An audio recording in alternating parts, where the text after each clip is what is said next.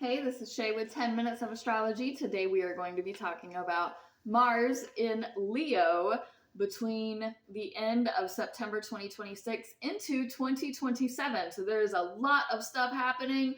All of my housekeeping notes are going to be either in the description or the comments. Let's get started. I'm going to try to go really fast through this because we have a ton of stuff and I only have 10 minutes. So Mars trine Neptune in Aries around 2 degrees, opposite Pluto in Aquarius around 3 degrees, and then Pluto and Neptune are going to be sextiling each other. Most of the time I say opposites are best friends, worst enemies. In this scenario, I'm going to consider it a good thing. By the way, if you need to lower the speed on this, do it at half speed because I'm going to go really fast.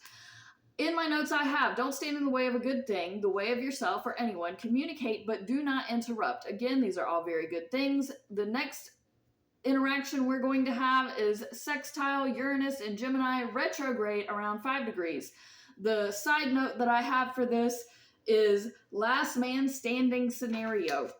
Then Mars in Leo is trine to Saturn in Aries at 10 degrees. At the same time, it is also, Jupiter in Leo is also going to be sextiling the sun at 22 degrees.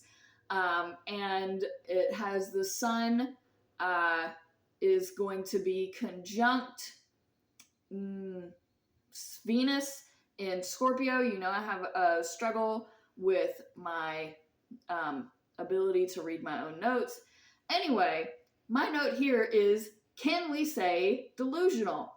Then we have a full moon happening, and I have here full moon of squares, sorrows, misunderstandings, intense emotions. And I will come back if I do any moon videos. I will come back to this. And then around November 15th, Mars in Leo is going to be conjunct the South Node and Jupiter around 25 degrees. I think that's the note for the South Node, so don't fully quote me on this. And then, and then opposite, and then square. Basically, my note says beast mode. So Mars trine Chiron and Aries at around 27 degrees is beast mode. And then around December 26th, Neptune and Saturn are going to go direct. I don't remember exactly when Uranus is going to also go direct during this Mars transit phase. Again, this time period is not about Mars, but this video is. And then I have the pre-retrograde shadow for Mars will start around 20 degrees. And then everything else starts to go direct. So during this time period, which is why this video is so much information, is because Mars is going to go into Virgo and then go retrograde, come back through Virgo, back into Leo. So I'm going to skip Mars going into Virgo in this video and just talk about Mars in Leo, but just know Mars does go into Virgo. When I make the next video, it'll make more sense. So then around, again, we have the beast mode comment, by the way. It also has go Pennywise Psycho because, again, we had some delusions going on and it's very intense. Then Mars, let's see, does something. Oh, right. Mars goes into Virgo around November 26th. And then retrograde, so it's in this shadow period. It then retrogrades 10 degrees. Retrograde shadow, by the way, is when it is going through where it's going to be coming back, and then it's going to go through it again. So basically, there's 2 time periods where all of these and all of the degrees are very important. Then Jupiter in Leo is hammering the nodes this entire time.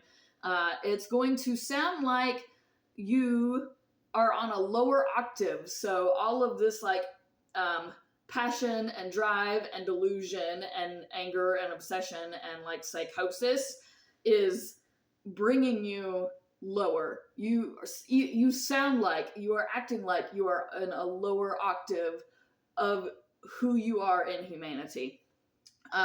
Mercury and Venus in Aquarius around 18 degrees is going to be opposite Jupiter and the south node in Leo. So the north node is going to be in Aquarius, it looks like. I don't really I can't really read my notes on this. So again, don't quote me. Another side note to all of this, so many other magic tricks are happening and sleight of hand fierce. So there's going to be people that you cannot trust. There's going to be like movements and things that you can't see that are coming up, that are being underhanded, being undercut. It's very important that you pay attention to the people around you during this time. And you may be that person. So if you're that person, stop being that person. Then Mars goes back into Leo, and it then goes direct the last day of March in 2027 at around 20 degrees of Leo. So the new moon will then be happening in Aries around 17 degrees. There's going to be another 6 or 7 planets total, along with the nodes in Jupiter doing their stuff, April 7th, 2027. So I'm bringing these dates up. Again, if I get to those videos, I will talk more about it then. Just keep these things in mind for future reference. Then Chiron goes into Taurus, April 14th, 2027. By the way, we are having our wedding on Saturday, April 17th, 2027. You still have time to help fund our happily ever after. If you so would like to be a blessing to us, we would appreciate that. Mars in Leo then will in conjunct Lilith in Capricorn for several degrees. These are going to be in conjunct and following each other for some of this time. So this is very important, how you sexualize and like your dark demons and stuff. Again, this is very delusional darkness, and I don't have enough time to really go into depth.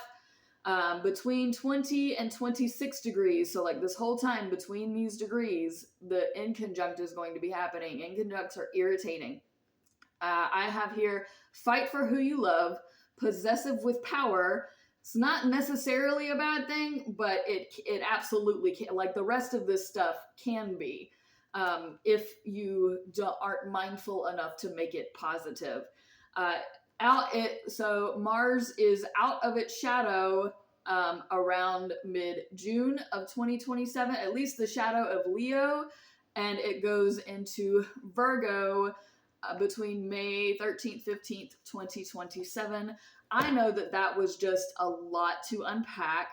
And it starts off really good, really nice, really positive, and then it goes like hardcore psycho left.